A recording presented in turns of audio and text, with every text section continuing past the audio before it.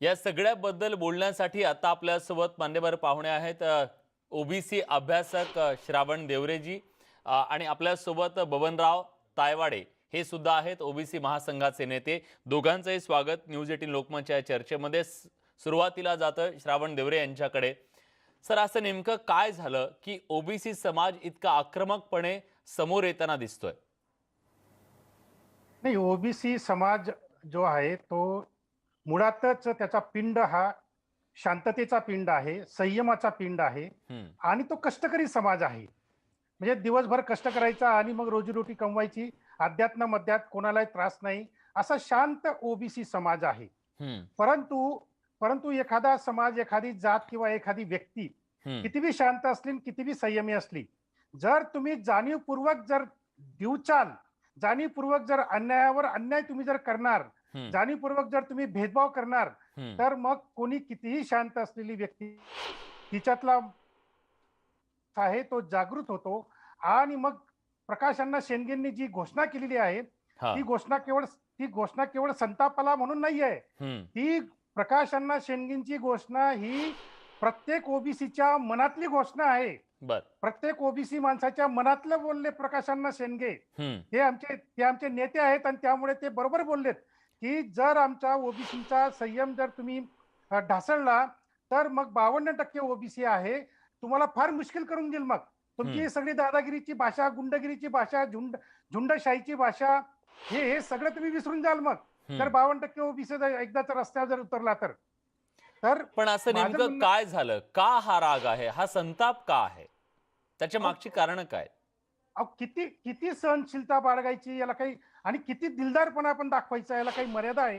दिलदारपणा काय दाखवला आम्ही काय म्हटलं की मराठा समाजाच्या राखीव जागा जेवढ्या आहेत 12% 13%, तेवढ्या जागा बाजूला काढून नोकर भरती सुरू करा, एमपीएससी ची परीक्षा घ्या।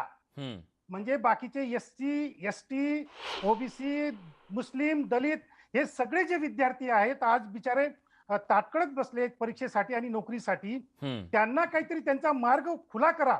तुमच्या 2-4% मराठा पोरांसाठी तुम्ही सगळ्या पूर्णपणे 96% जनतेला तुम्ही वेठीस धरणार का? पूर्ण महाराष्ट्राला वेठीस धरणार का?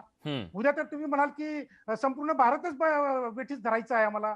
तर हे असं झुंडशाही चालत नाही। आपण लोकशाहीमध्ये राहतो आणि लोकशाही पद्धतीने मला सांगा, सुप्रीम कोर्टाने मराठा आरक्षणाला स्टे दिलेला आहे, एमपीएससीच्या परीक्षांना स्टे दिला आहे का हो? नोकर भरतीला स्टे दिला आहे का हो? नाही। मग मग मग मग जर असं असेल तर मग हे कोण मुठभर लोक आहेत की ज्यांच्या झुंडशाहीमुळे मुख्यमंत्री खुशाल निर्णय घेतात आणि परीक्षा बंद पडतात, नोकरशाही बंद पडतात आणि गोरगरीब मुलांवर अन्याय करतात, अत्याचार करतात।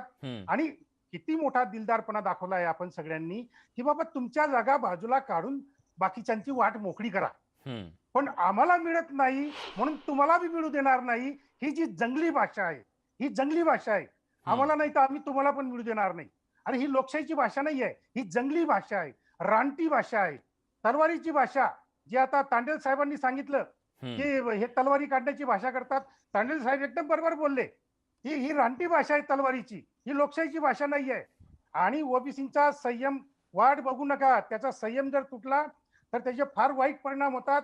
हे तामिळनाडूने पण सिद्ध केलेलं आहे, हे मध्य प्रदेश, यूपी, बिहार या राज्यामधल्या ओबीसींनी सिद्ध केलं आहे की जर एकदा का जर ओबीसी संतापला तर तो काय करू शकतो। याचा आदर्श उदाहरण म्हणजे तामिळनाडू आहे, मध्य प्रदेश आहे, यूपी आहे, बिहार आहे। लक्षात घेतलं पाहिजे त्यांनी। हा संघर्ष टाळणं ही जबाबदारी सरकारची आहे, सगळ्या समाजांची सुद्धा आहे, आपल्यासारख्या राजकीय नेत्यांची सुद्धा आहे। आणि या सगळ्यातून मार्ग नेमका काय काढला जावा? खरं तर आता जे घोडं अडलेलं आहे ते नेमकं कुठं अडलेलं आहे आणि कशा पद्धतीनं हा जो समन्वय आहे तो ठेवला जाऊ शकतो, काय करणं गरजेचं आहे, त्याची चर्चा करूया एका छोट्याशा ब्रेक नंतर। कुठे जाऊ नका, पहा फक्त न्यूज 18 लोकमत।